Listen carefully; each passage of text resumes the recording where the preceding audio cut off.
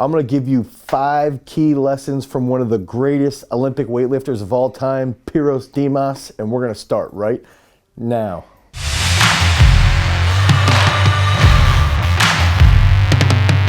What's up everybody, it's Dane Miller from GarageStrength.com, and if this is your first time to the channel and you're interested in becoming an explosive freak, you wanna get stronger, you wanna run faster, you wanna become a better athlete, make sure that you like, you subscribe, and you ring that notification bell so we can help you become a champion. Since 2018, I've been fortunate enough to spend multiple weeks on end with the second greatest Olympic weightlifter of all time, and that's Pyrros Dimas. And if we can just reflect on Dimas and his career, he's a 3-time world champion. He's a 3-time Olympic champion. He's an Olympic bronze medalist. He has 4 total Olympic medals, and he's gone down as one of the greatest weightlifters of all time. And I've been so fortunate to spend over 10 days with him in Uzbekistan. I've been fortunate enough to spend a week with him in Fiji. I've even been in the back streets of Santo Domingo with him in 2018. And over all these trips, I've been fortunate enough to pick his brain, to spend time with him, to sit down, eat dinner, and to dig deep into the plethora of knowledge that he has in the sport of weightlifting and all of the information that he's gathered throughout his long-lasting career, not only as a weightlifter, but also as a coach, someone who's helped USA Weightlifting, and he's continued to offer his mind and continue to offer his knowledge so that we can get better. And on these trips, he consistently will say the exact same things over and over again, and that's where we're gonna go into those top 5 lessons of Pyrros Dimas.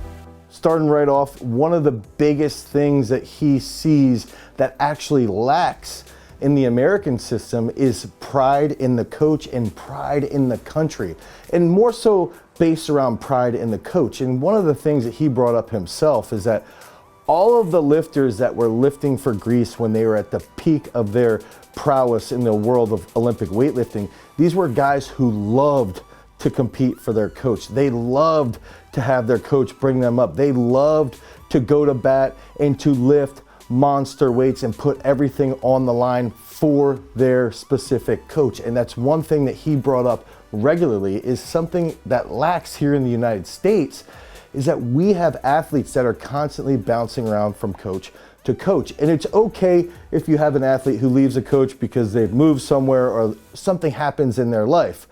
But something that he brought up consistently is that here in the United States, we might have an athlete stay in the exact same area and bounce around from 2 to 3 different coaches.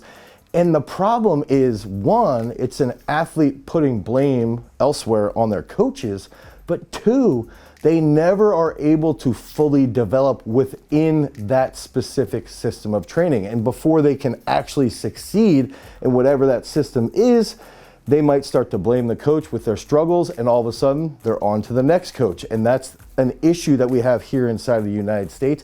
And we've got to recognize, based off of what Dimas has said, is that it's important to find a coach that you believe in. It's important to find a coach that you jive with, that you can sit there and roll with and be consistent with, and that you fully understand their system, but also you understand their mindset. You understand the way they give out cues. You understand the way they select weights in a competition, and you understand the energy that you're gonna feel for them. So one of those key factors is not only to have a ton of pride inside your own country, but to have a ton of pride in your coach and the effort that that coach is putting into you as an athlete.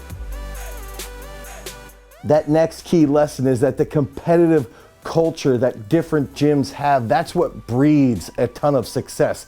And he brought up himself individually, he would talk about being in the gym with Leonidas, being in the gym with Kakiashvili. These are some of the best Olympic weightlifters of all time. And when you're in a gym surrounded by a winning culture, surrounded by success, surrounded by high intensity, it breeds champions. And that's the big factor here, is that we've got to find gyms and we've got to create gyms here in the United States in the realm of Olympic weightlifting that breed champions. And if that gym, if whatever gym that you're focused on is constantly churning out successful weightlifters, ideally anybody who goes into that gym is probably going to be successful.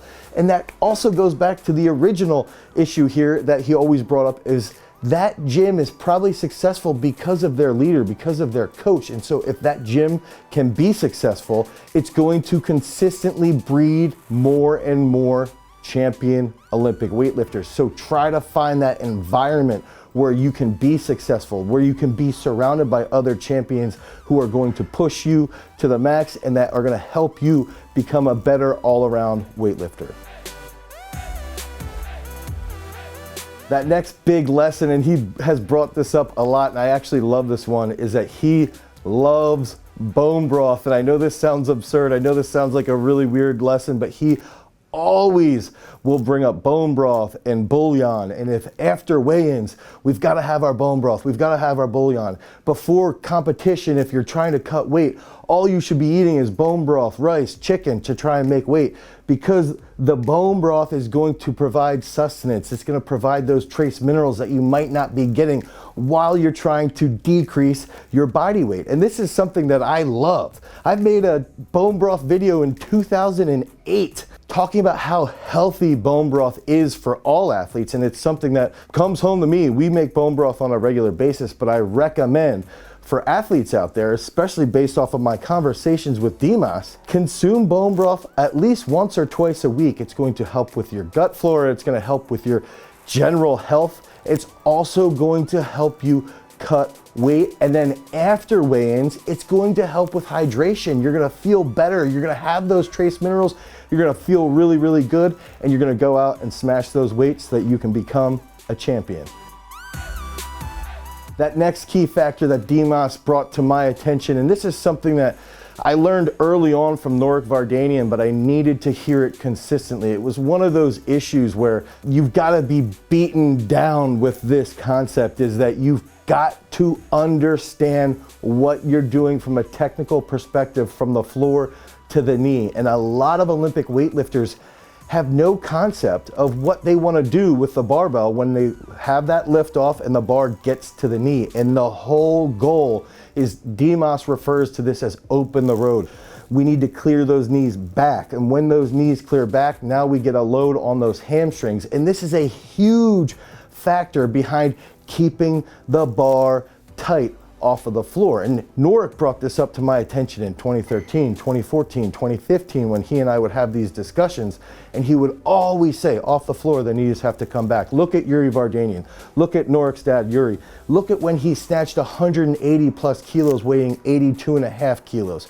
His knees clear back right off the floor. And Dimas would use Yuri as an example. He had the best technique of all time because he cleared his knees back right off the floor. And that's what all of the best lifters in the entire world, their knees must come back off of the floor. They need to open the road so that the bar can stay extremely tight off the floor, and that's going to help it be in a better position as the bar comes around the hips. So that second key aspect that Dimas beats in is open the road when we're lifting from the floor to the knee.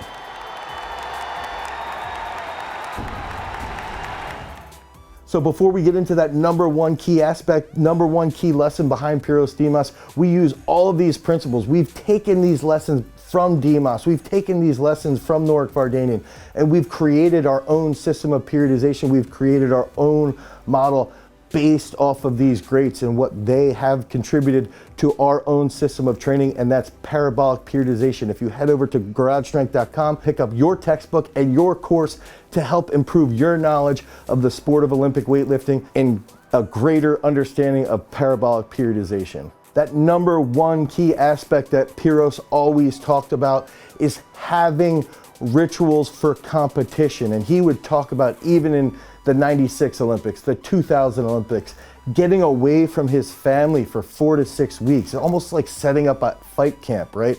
Is that he would get away and he would just focus solely on training and nothing else when he was heading into these huge competitions.